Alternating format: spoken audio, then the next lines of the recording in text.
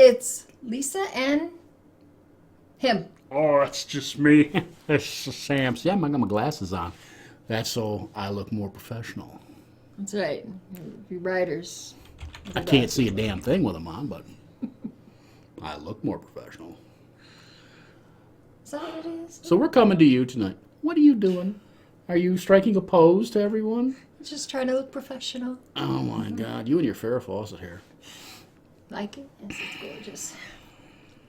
I've had it since high school. Why change? Because things change. No, I don't know. I like it. Don't y'all like it too? I mean, go ahead. You can tell me. Leave a comment in the link below. Or in the comment section below. Yes. Or something below. If you like it, Anyway. give us a thumbs up. I won't say anything about that. We told you last time about the Venusian Job, that it was going to be out for retail soon. Well, it's there. You'll find the link for it down in the description here. She'll put it in for you. I'll make sure to put it in.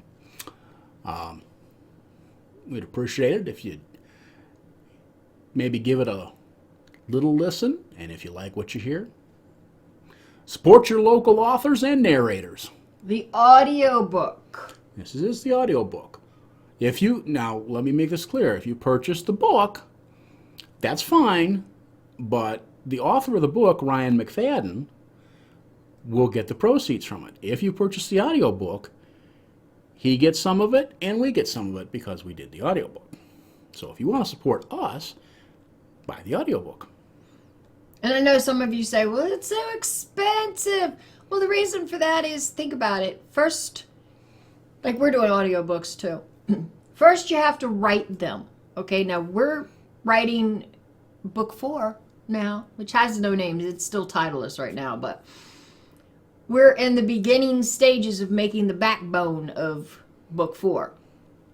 But it takes forever because you've got about 4 edits that you have to do, which means you read through it 4 different times. So that's a lot. We work differently. What does that mean? She just writes down whatever. I do. And she actually follows the rules. Yeah. Lisa follows the rules. And the rules state, just sit down on your first draft, even if it's a series, on your first draft of a particular book, you sit down, you get the idea out, you write it. Yep. Misspellings, bad grammar, that's where you just mess it up. He said, she Get the said. whole thing out. Yep. Dialogue, whatever. Bless you. Woo, I'm allergic to you. I, on the other hand, it's like pulling teeth. I want to make it so that as I write, I edit. So that when I'm done writing, that's it. It doesn't have to be fixed. Well, It's perfect. I try to do it that way. You just... There's a few. There's some blue being added to it. See, whenever I make edits, it's in blue. When he makes edits, it's in red. Or when we, write something. Red, blue. If you all try to write and you want to write with somebody, understand, you ain't never going to agree on everything. You got to compromise back and forth, back and forth. Don't stand your ground and say, yeah, there's no way you're going to do that to my character. Don't do that because you'll never get it written. That's true. And it's true. Guys and girls think so totally different. And they write differently. Yeah. They have a whole different technique. Yeah. Guys have different technique among the guys. Girls have different techniques among the girls. And it's hard. It's rough. Anyway, we got a question. Believe it or not, someone asked us a question. Yes. They're looking to be starting their writing career. And they wanted to know that for the story, they can understand that, but they want to know how we come up with such different characters, such a varied palette of characters for our stories. We both approach it in different ways. I'll let Lisa go first. Oh. Well, now if you're familiar with the Rise of Seth or the Bloodstone Chronicles, which you should be, Diva was, I brought her from role playing, which I started in 1995. And if you're unfamiliar what role playing is, you might want to look it up. It's where a bunch of authors got together online and we were all writing. And usually when I'm writing a book, though, when I have my character, I think about who do I know that would best fit that character. Like if I have some cranky old man he's really good at heart. He can be such a sweetheart, but at the same time he can be like, get off of my lawn. I think about Sam, and I think about, how to put him in the book.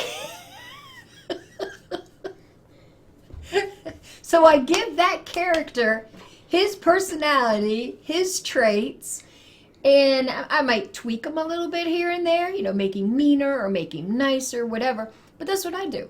And I'm talking about real friends. Next time you do that, make him skinnier. But that's what I do with my characters. I always figure out the situation that's going on because it makes it easier. Because if I have a situation where there's a bunch of drama, there's kids a bit. Let's say I've been watching this Forensic Files all week long, research, but let's say a woman has been killed in her house, okay, and this guy is the one that finds them. I will know how he's supposed to react by how Sam would react. And I'm using Sam as a for instance, but that's... That character's going to jail. He's not the one that did it, he's just the one that found the body. He probably did it. He's going to jail. But that's how I create my characters. I always base them off of real people. And when I say real people, I mean my actual friends. I don't mean all my acquaintances on Facebook, because there's close to 5,000 now, and most of them are just acquaintances. I know absolutely nothing about them. But I'm talking about my real friends. Well, how do you do it? Sister. I go out on the street and I kidnap people and I put them in the basement until they tell me everything I want to know. No. See what I gotta deal with?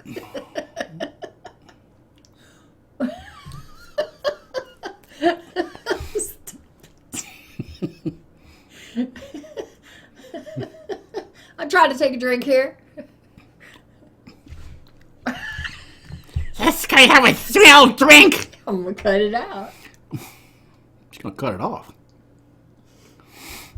Damn, Marina Bobbitt again. Out, I said. Actually, the best place to find characters is, as she said, in everyday life. If you don't have friends or family that really fit, my advice is go find a mall. Go to a mall. I know that's out of vogue now, but go to a mall. Sit there and watch people. Watch them. Listen to them. Listen to how they talk. For a couple of hours. Take a little notebook. Make notes. Don't, try to follow somebody around. You might get arrested. Yeah. I found the best place to do it. Go to the food court. Take a book with you. Go to the food court. Put a little notepad in the book. Just pretend you're reading. After a couple minutes, people around you will talk all kinds of stuff. Mm-hmm. They won't even think you're there. Keep your ears open. Listen to dialects. Listen to the language. Listen to how, especially for dialogue, listen to how dialogue flows. Don't be afraid to mess up when you're writing dialogue, because people don't speak perfectly. As I keep telling him, they'll repeat themselves. They will. See, like I just did. Yeah. They do repeat themselves. So don't be afraid. Be afraid to do that in dialogue. Your narrative, you got to do it something. Anyway, keep going.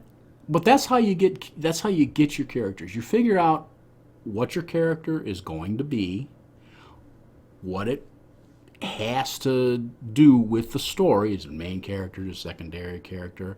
Is it just somebody who goes in and out of the book? And if you're stuck on somebody, you can't figure them out, Go people watch. You'll find them. You will find them out there. Now, Travis, he was modeled from Dean on Supernatural. Yeah, but I don't really talk like Dean. No, but every time you're reading Travis and I have to get into the character of what Dusty is seeing, I'm seeing a Dean in a Travis body. But see, that is modeling your character off of a character who's being played by a human being. Yeah. You're kind of going... Now, if you said, I'd modeled Travis after... Jensen Ackles. No. But you're modeling a character off of a human being that's playing that character. Yeah, but I don't know Jensen Ackles. I only know what he portrays on TV, you know? And I mean, I've seen him in, what is it, Comic-Con? The Supernatural, and they do their thing? Yeah, well, they always have them. But it was just his character. I didn't really like Sam's character. I liked Dean's character. And it wasn't just Jensen Ackles, it was the actual character, the way he acted. He was a badass, he would go in and he would get shit done. But at the same time, he was a little sensitive. Not as much as his brother, though. Poor boy. But he was, I mean, and then there were times when he was just stupid. Just plain outright stupid, where I would go, Dean, what are you doing? I mean, common sense, man. You really wouldn't like it now. I stopped watching it at 12. I barely made it through 12. I was like, oh my God. The only reason I pay attention to it is I want to see how they wrap this up. I didn't care. I know you didn't care. So disappointing. But that's how we pretty much, you pull your characters. Sometimes a character will come to you completely formed.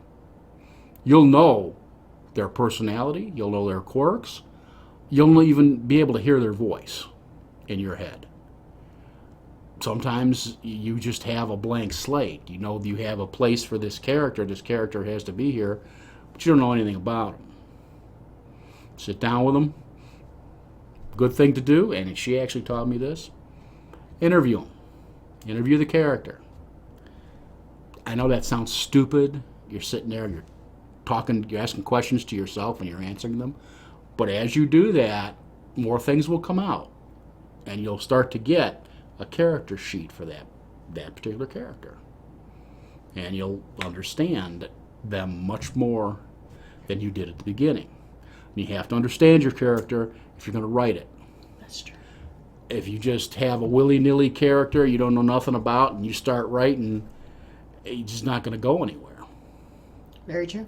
It just isn't. Now, the links to our books will also be in the descriptions below. Our stuff. And the audiobook for The Venusian Job. Because I'm telling you, you have to get the book. You have to get the audiobook because we really bring it alive with our acting, and it's so good. It's very good. It is. It's been good enough that the writer has asked us to do the second one when he publishes it. Well, the editor. Well, the editor. He's the only one we're dealing with. This is a very mysterious author. I haven't dealt with the author. Nope. With the editor. Straight with the editor. Well, he's enjoyed it. Oh. So anyway. Anyhow, we wonder if we're ever going to get any winter around here. It's the second week of February, and we don't have any snow. We had a little bit. I mean, what I call snow and what he calls snow are two different things. When there is white stuff coming out of the sky and hitting the ground, I call it snow. He doesn't call it snow unless it's knee-high. When you live around here and you grew up around here and you understand what snow is, when you can't get out your door, you have to push your door open and you have to kind of do the stroke through the snow drifts to get to your car. And you can only see out about that far. That's snow. We have not had anything like that. We've not had, no. I mean, we have nothing. Absolutely nothing. No. Zero. And what we did have disappeared within a day. It was gone. So, I don't know if we're not going to have probably get a tornado or something this spring. Cross Anyway. off that thought. Y'all take care, and we'll be seeing you again. Probably in about 2 weeks. That's what Probably we about keep 2 doing. weeks, Yeah. Yep. Once I can get her going. I can't ever get her going.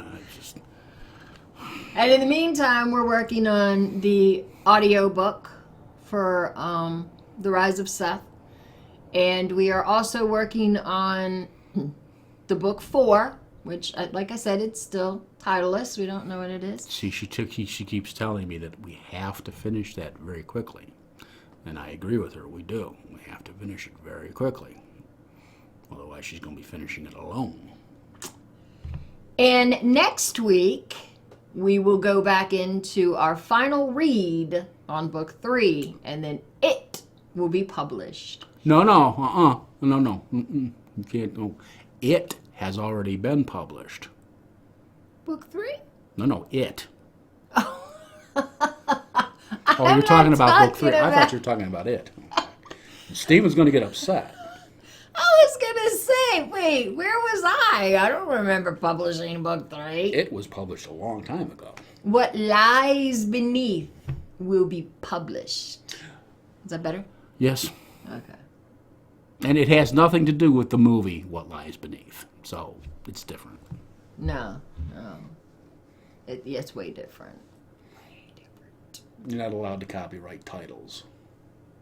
Thank God. That would be like copyrighting words. So bye. Bye. Jazz hands. Spirit fingers.